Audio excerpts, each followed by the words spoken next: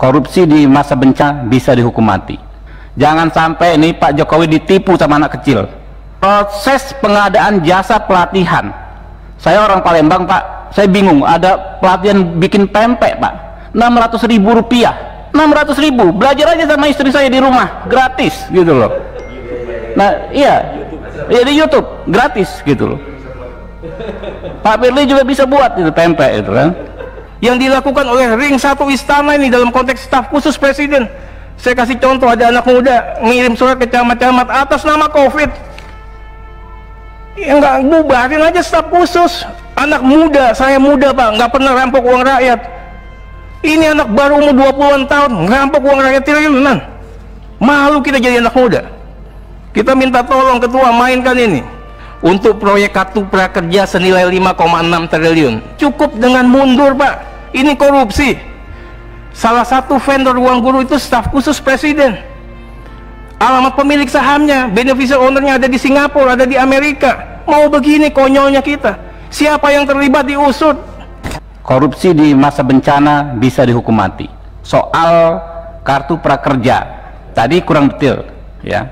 Sebenarnya ide Pak Jokowi sangat baik, dan saya tahu itu kalau dilaksanakan dengan baik akan sangat bagus, tapi pelaksanaannya sangat mengkhawatirkan. Jangan sampai ini Pak Jokowi ditipu sama anak kecil. Ada dua aspek yang harus Bapak awasi ya dalam konteks tipikor ini. Yang pertama, proses pengadaan jasa pelatihan. Saya orang Palembang Pak, saya bingung, ada pelatihan bikin pempek Pak, 600.000 rupiah. Itu kan ada e-katalog. Kalau misalnya Bapak usut pengadaan traktor, Bapak bisa usut ya kan harga di toko A, toko B dengan spesifikasi yang sama. Pempek ya gitu-gitu aja Pak. Iya kan? Kapal selam, lenjer ya kan, 600.000, belajar aja sama istri saya di rumah, gratis gitu loh. Nah iya, ya di YouTube gratis gitu loh. Pak Firly juga bisa buat itu pempek itu kan. KPK harus tampil. Saya nggak bicara ruang guru kecilan itu, ini yang gede-gede seperti ini. Apa sudah gawat sekali ketua, harus kita buat perpu? Kebutuhannya begitu mendesakkah? Apa gunanya menteri, pejabat negara kalau begitu? Di saat keadaan genting lepas tangan pada ketakutan, nggak mau minta tolong, minta imunitas. Kasihan ini Pak Jokowi. Nggak ada yang mau berani ngambil kebijakan, nggak ada yang mau pasang badan, tapi minta fasilitas. Bahkan sekarang mau kerja minta imunitas.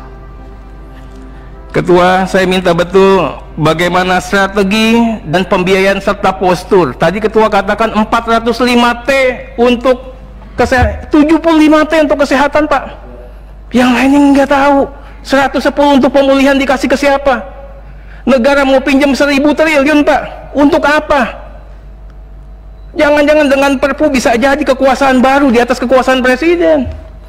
Nggak usah pakai kampanye lagi nih, ada orang lagi jadi jagoan Pak. Bisa jadi presiden 2024 dengan modal perpu.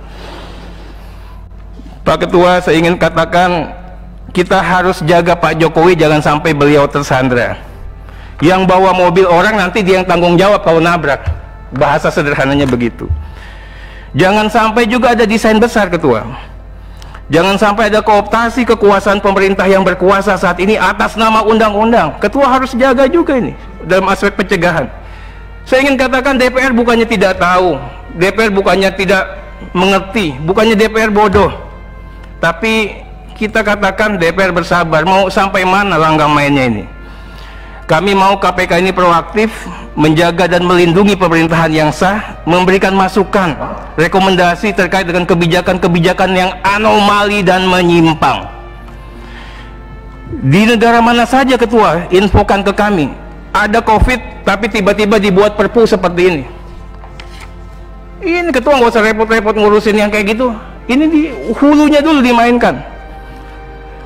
Kita bukannya nggak tahu ini mainan siapa, desain siapa, siapa yang diuntungkan Ketua. Beneficial owner dari semua ini kan kami juga tahu. Praktek kotor PJB, obat, alkes dan APD untuk BUMN dan di luar BUMN. Saya udah katakan ini berkali-kali, mafia obat ini nggak hanya dari dulu sudah Pak. Harga obat Rp1 jadi 1.000 perak, alasan generik. Bisa juga 10.000. Nah kemudian juga mafia farmasinya dong Ketua. 90% saat ini obat berasal dari luar negeri bahan bakunya. Kok bodoh sekali kita, Ketua. Ini desain besar perusahaan farmasi, Pak. Ini yang harus diangkat. Bagaimana juga Alkes masih import sebagian besar, padahal kita bisa, Pindad juga bisa. KPK harus bisa mengingatkan negara dalam konteks pencegahan. Kita harus berdaulat. Bagaimana BUMN harus menjadi frontier, tapi BUMN-nya benar. Jangan sampai kita terjebak sama short term policy yang ujung-ujungnya duit, ujung-ujungnya proyek, sehingga memakmurkan para trader dan menjaga kekuasaan para mafia. Berikut, Ketua, ini saya pikir mewakili teman-teman, Ketua, mengenai SE Bansos, SE 11 2020. Oke, apresiasi terkait dengan DTKS. Fair value-nya dilakukan Kemensos basis data Dukcapil. Tapi, Ketua, yang ingin disampaikan, saat ini kayak di Jakarta, itu kalau basisnya Dukcapil, itu hanya warga Jakarta. Orang Jakarta ini 70% orang luar yang tidak ber-KTP, dan sekarang potensi rentan miskin. Kita mau bagi, gimana bawa baginya? Jumlahnya berapa? Ini yang saya katakan, dan berkali-kali polisi sudah melakukan upaya kemarin menyisir, itu lebih bagus. Nah, saya minta KPK juga melakukan kerja-kerja yang seperti itu. Bantuan DTKS harus mengena dan tepat sasaran, Ketua. Ini ladang uang baru, Ketua. Berikut, Ketua, ini hanya sebagai ria kecil. Penunjukan platform digital tanpa tender untuk proyek kartu prakerja senilai 5,6 triliun. Gagasan Pak Jokowi ini bagus, Omnibus Law, semuanya bagus, tapi diimplementasikannya dipangkas sama orang-orang yang nggak benar. Implementasinya dipenggal. Bagaimana 8 vendor digital tanpa tender yang diberikan kuota raksasa, Ketua, permen raksasa oleh pemerintah? Bagaimana bisa terjadi? Bagaimana strategi pengawasannya? Dan tidak cukup dengan mundur, Pak, ini korupsi. Salah satu vendor ruang guru itu staf khusus presiden. Alamat pemilik sahamnya, beneficial ownernya ada di Singapura, ada di Amerika. Mau begini konyolnya kita. Siapa yang terlibat diusut. Berikutnya juga mengenai masalah praktek-praktek menghisap yang dilakukan oleh ring 1 istana ini dalam konteks staf khusus presiden. Saya kasih contoh, ada anak muda ngirim surat ke camat-camat atas nama COVID.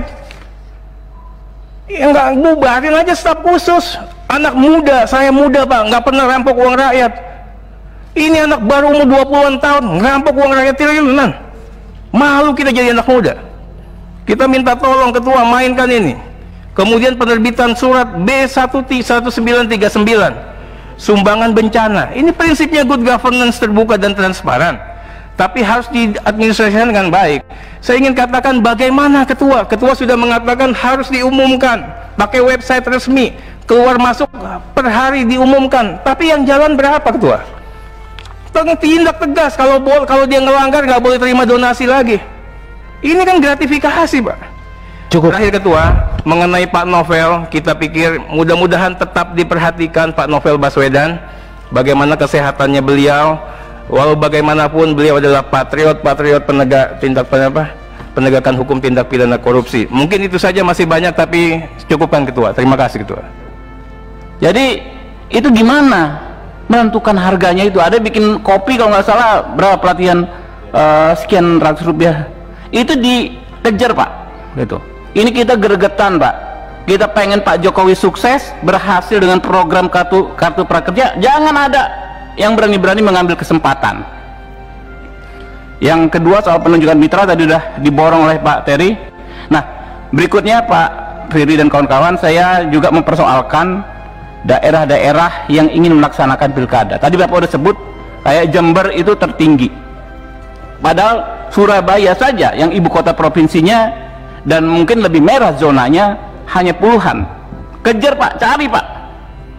Itu orang nyemprot-nyemprot di jalan, Pak Firly. Saya juga bingung, jangan-jangan itu cuma karbol satu botol, isinya lainnya air semua, disemprot gitu kan. Kejar, Pak. Ya.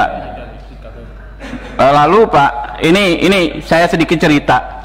Kemarin kita ada Satgas Covid DPR pakai duit pribadi, karena teman kita Pak Dasko sembuh karena obat herbal tertentu, kita beli, kita bagikan gratis. Tapi reaksinya luar biasa. Saya pikir ini normal, tetapi ketika saya analisa, saya khawatir nih ada orang-orang yang takut kehilangan lapak. Jadi tidak semua orang memandang kasus COVID ini dari sentimen kemanusiaan saja. Banyak yang memandang ini sebagai bisnis, ajang mengambil keuntungan, dan takutnya bersifat koruptif karena di suasana yang pandemik begini. Nah, disitulah kita berharap pada KPK. Saat ini Pak, sebetulnya institusi yang paling bisa punya peranan besar ya, penjagaan negara ini dari korupsi dari pandemi ini hanya KPK. Disampaikan Pak Terry tadi betul ya, KPK nggak ada anggaran dan lain sebagainya dapat dari COVID ini dan lain sebagainya, nggak ada vested of interest.